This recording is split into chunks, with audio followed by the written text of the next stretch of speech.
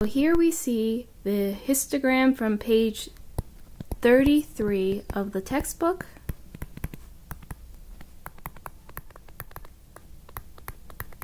Let's answer exercise 1 from exercise set A. So the first question is, what is the percentage between 1,000 and 2,000? So we are looking at this block right here. We know the first block right here is 1%. That's given in the problem. So how does the second block compare to the area of the first block? It turns out that you can put the first block in the second block 2 times. So it is twice the area of the first block. So that means the answer to part A is 2%. So what about part B? Now we're looking at this block right here. How does that compare to the first block? That is 1%. It is 3 times as tall and has the same base. So it's 3 times the area of the first block. So the answer would be 3%.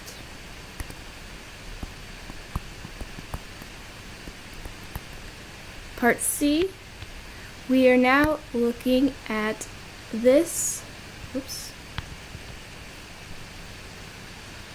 block right here. It's 4 times the size of the first block on the left, so it is 4%.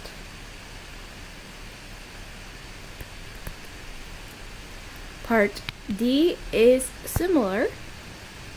It's this block right here between 4,000 and 5,000. It's 5 times the size of the first block, so it is 5%. Now E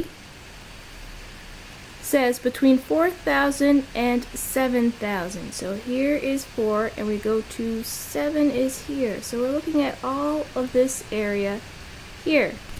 We know each of those blocks is 5% from part D.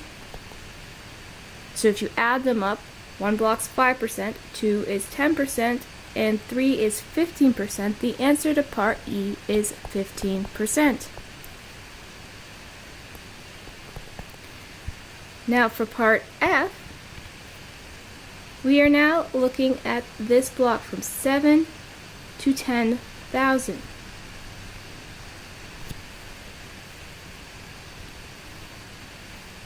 It's the same size as the area we're looking at for part E. You can see, you can take this block, these 3 blocks rather, and place them over the block that's green. That means they have the same area, so the answer to part F is 15%. Now what about drawing a histogram? Here we have the distribution table. This is the same distribution table that you'll see in the lecture slides. So the first step was to draw the horizontal axis for our histogram.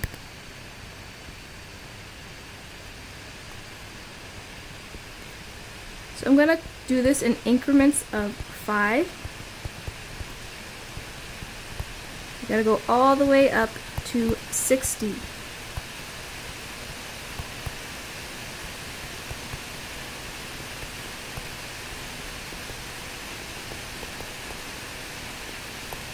The area should be about the same for each of those increments. The next step is to figure out the height of each block. So here are our classes. Here is the frequency. And to keep track, let's create one more column called block height.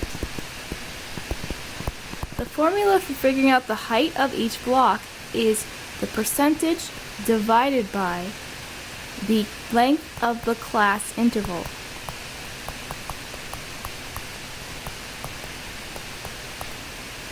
So let's look at the first row right here. The percentage is 7. The length of the class interval is 35 minus 0. So that ends up being 7 over 35, which is 1 over 5, which is 0.2. So the height of the block will be 0.2.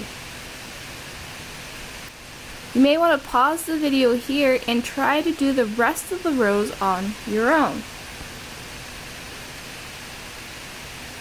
Okay, let's try the second row. It's 20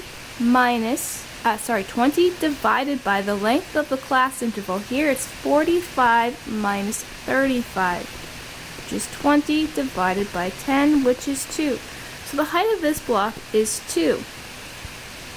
The next one is 30 divided by 50 minus 45, which is 6.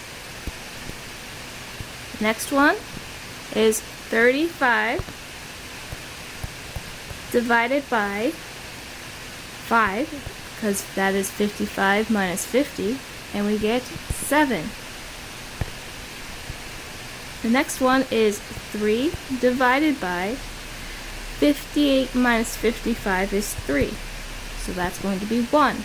And then the last block, the last row is 5 divided by 60 minus 58, which is 2. So the answer is 2.5. Now to help get this histogram looking correct, we will create a vertical axis. It is not necessary to have a vertical axis, but in this case we want to get the scale correct. So we have to go up to 7. 1, 2, 3, 4, 5, 6, 7. For the first block that goes from 0 to 35, the height is 0.2.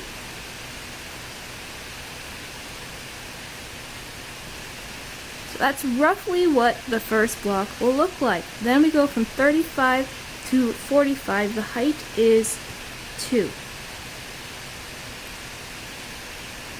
Then from 45 to 50, the height jumps up to 6.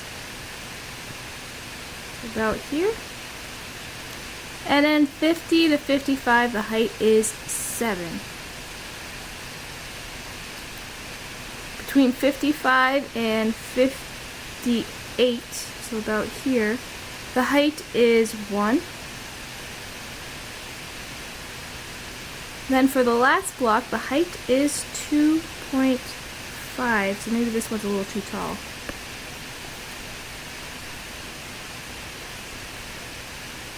.5 is about here.